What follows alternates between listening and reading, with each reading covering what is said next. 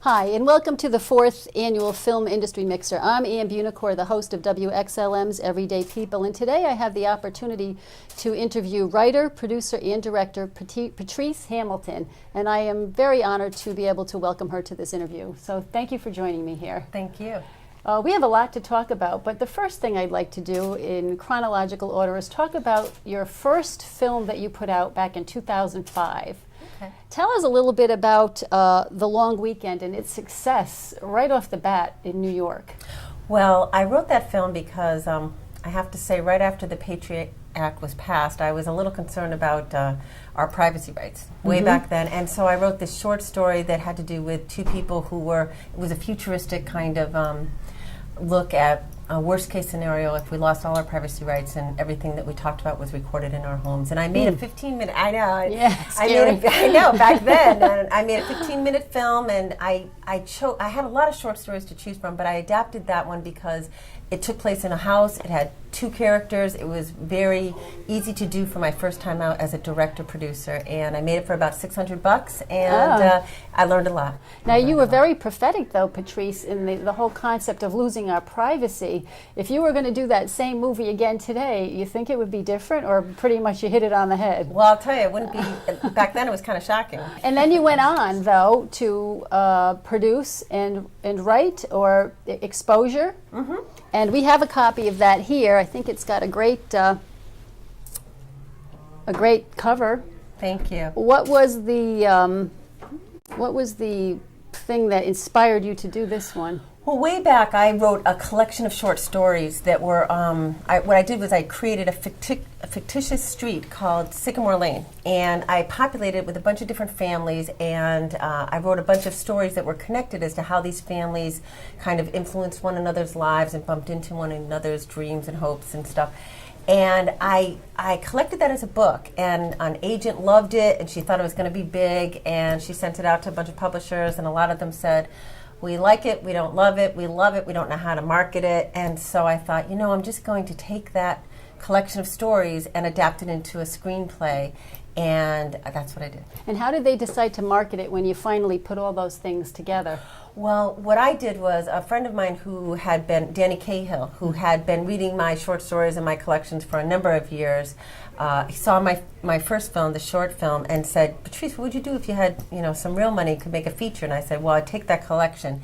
And when I first took all those characters, I had way too many, and I had too many storylines, and it was a matter of, cutting, slash and burn, till I finally had, and even still, there's like 14 characters in there, but it's an ensemble film, and what we wanted to do is show a typical small town, and the kind of ways that people have lived their lives and try to get through it the best they can, and try to pursue their dreams, or when they get stuck and they forget that that's what life is about, kind of. Now, where did you pull that story from? It sounds personal to me in a lot of ways, and I'm thinking that it came from somewhere deep inside.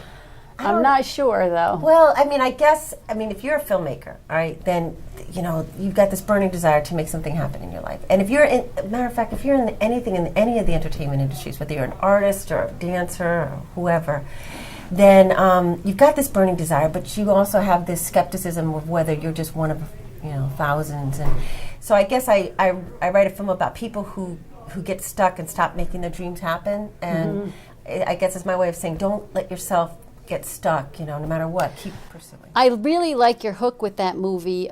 You talk about human relationships causing irritation, anger, anguish, or heartache, but that they are really the only thing worth living for. And to me, that is such a powerful statement about humanity. So I'm thinking that your hook is just phenomenal, and you also talk about not being able to let go of the past, which is so key. Because we have limited time, though, I want to know all about why and how you got started, but I think more importantly we should talk about what you're doing today and where your head and heart are right now. Yes, I'm always looking forward to the next project, and I just finished writing a screenplay called Getting Even, and I have to say that it's about revenge. It's about a woman who takes life into her own hands and feels like somebody has done her family wrong, and decides that she's going to wreak revenge. And in the process, she learns a little bit about the cost of revenge. And where are you now with it? Is it written? It's written, and I'm trying to get it produced. And Okay. anybody who's interested in reading it, please let me know. Okay, and Contact me. what kind of budget are you hoping for to produce this film? Well, here's the thing. If you make a film for under $1 million, it's very difficult to get it in major distribution. You got to make a film for over $1 million. And then it's a matter of how much over $1 million. It depends on what kind of stars you have attached to it. The bigger the stars, the more likely it's going to get major distribution. Okay, so big stars and Please. little stars, give us a call.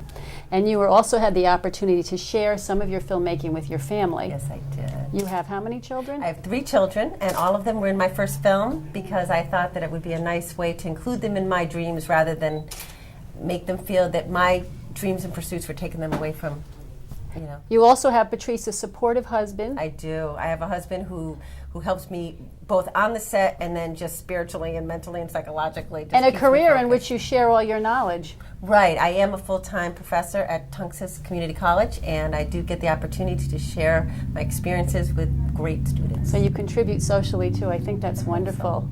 So I'd like to thank you for joining us here at the 4th Annual Film Industry Mixer. This is Amb Unicorn, and I think that Patrice Hamilton is definitely a person that tells us all about that it's not just what you do for a living, it's what you do that makes you live. So thanks so much, and best wishes with all the rest of your work. Thank you. My pleasure. Thank you.